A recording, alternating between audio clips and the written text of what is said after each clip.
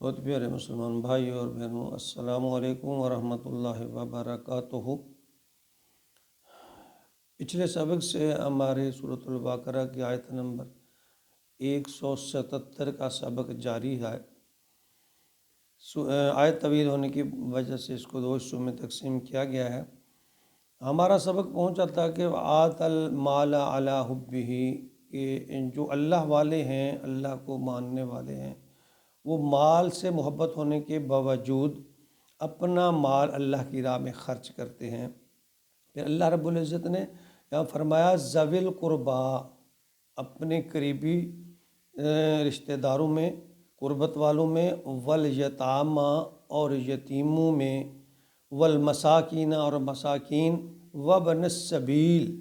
اور ان مسافروں کے، جو مسافر لوگ ان کے لیے، والسائلین اور مانگنے والے یا سوال کرنے والے، وفی الرقاب اور جو قید میں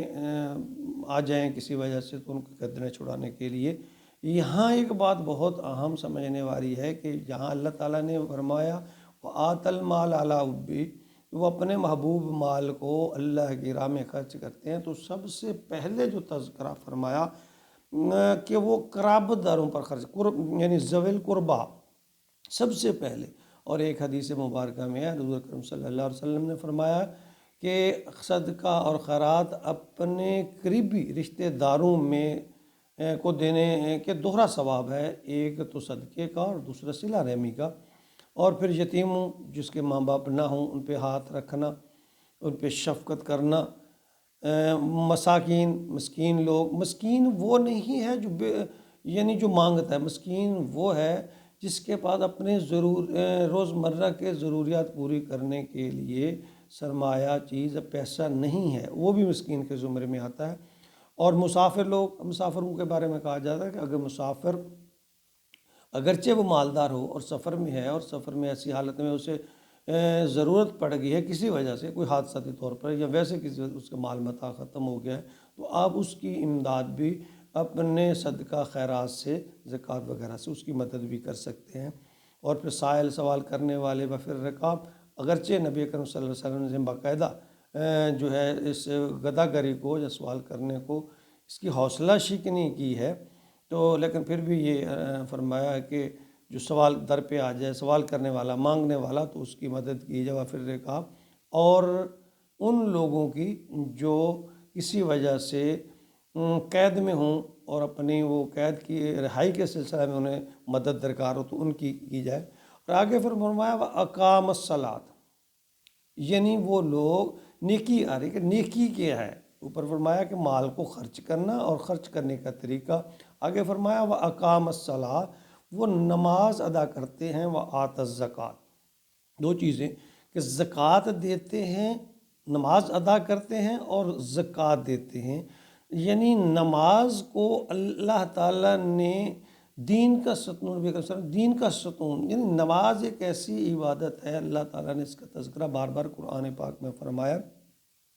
کہ جو نماز ہے اس کو نہ چھوڑا جائے۔ تو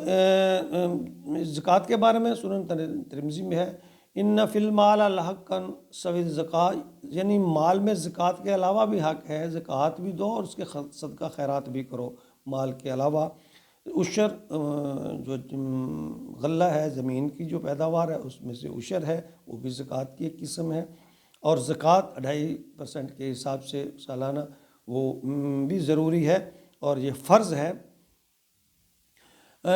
یعنی دو چیزیں میری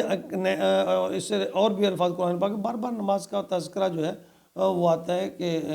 نماز کو قائم کرو، نماز پڑھو، وقت پہ پڑھو، تو بار قرآن پاک میں جا بجا نماز کا تذکرہ ہے۔ اس کے بعد فرمایا کہ والموفون، وہ پورا کرتے ہیں بعہدہم، اپنے عہد کو، اذا عاہدوا، جب وہ کوئی وعدہ کر لیتے ہیں۔ مسلمان کا یہ شیوہ ہے، ایمان والے کا یہ شیوہ ہے کہ جب وہ کوئی وعدہ کر لے تو اس کو پورا کرے۔ اور یہاں ایک بات اور یاد کرنے والی ہے، ہم نے اللہ سے ایک وعدہ کیا تھا جسے ہم عہد الست بھی کہتے ہیں، الست بربکم قالوا بلی،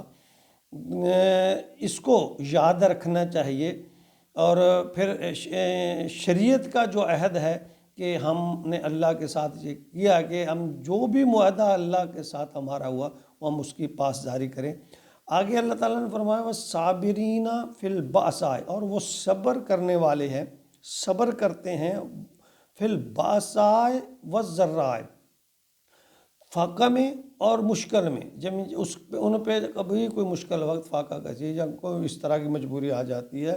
یا ان کو تو تکلیف ہوتی ہے تو وہ صبر کرتے ہیں۔ وحین الباس، اور جنگ میں بھی، یعنی جنگ کی حالت میں بھی واویلا نہیں کرتے، بلکہ صبر کرنے والوں کے لیے اللہ تعالیٰ نے بہت اجر رکھا ہے۔ تو یہاں بھی سورۃ العصر میں بھی اللہ تعالیٰ فرماتے ہیں کہ جب وہ انسان جو ہے، عصر کی قسم، وہ انسان یعنی باقی خسارے میں ہے، لیکن جو اللہ کی راہ میں مشکلات پیش آنے کے باوجود صبر کرتے ہیں، اللہ رب العزت کے ہاں وہ ایمان والے لوگ ہیں۔ اور فرمایا اولئک الذین صدقوا، یہی ہیں وہ لوگ جو سچے ہیں، وَأُولَئِكَ هُمُ الْمُتَّقُونَ، اور یہی لوگ حقیقت میں متقی اور پرہیزگار ہیں۔ اب ساری چیزیں کے بعد اللہ تعالیٰ نے نیکی اور تقوی کا جو نقشہ یہاں کھینچا ہے کہ اللہ تعالیٰ نے فرمایا کہ تقوی مخصوص لباس یا خاص وضاقتہ کا نام نہیں ہے، بلکہ قرآن حکیم نے نیکی اور تقوی کے حامل انسانی شخصیت کو ہی اس کا یعنی کردار، انسانیت کا جو کردار ہے وہ تقوی ہی ہے۔ تو اللہ تعالیٰ ہمیں بھی ان لوگوں میں شامل کر لے جو اللہ تعالیٰ نے ایمان والوں کی نشانیاں بیان کی ہیں اس آیت مبارکہ میں، کہ وہ اللہ والے ہیں، ایمان رکھتے ہیں اللہ پر، ان چیزوں پر ایمان رکھتے ہیں، پھر صدقہ اور خیرات کرتے ہیں، زکوٰۃ کا ذکر ہے، پھر نماز کا ذکر ہے، اور اس کے بعد پھر صبر کرنے والے ہیں مشکلات میں۔ اللہ فرماتے ہیں اصل میں یہی لوگ سچے ہیں۔ یعنی اللہ تعالیٰ نے ایک سرٹیفکیٹ دیا ہے، اچھائی اور برائی کو ناپنے کا ایک پیمانہ اس آیت میں اللہ تعالیٰ نے دیا ہے کہ جو لوگ کہتے ہیں ہم اچھے ہیں، کہ اس آیت کے مطابق اس کو پرکھیں کہ کیا یہ خوبیاں ایک انسان میں ہے، جس انسان میں یہ خوبیاں ہیں ہم کہہ سکتے ہیں کہ وہ اللہ والا ہے، ایماندار ہے۔ اللہ تعالیٰ ہمیں بھی ایسے ہی لوگوں میں شامل کر لے تاکہ ہم دین اور دنیا میں سرخرو ہو سکیں۔ آمین۔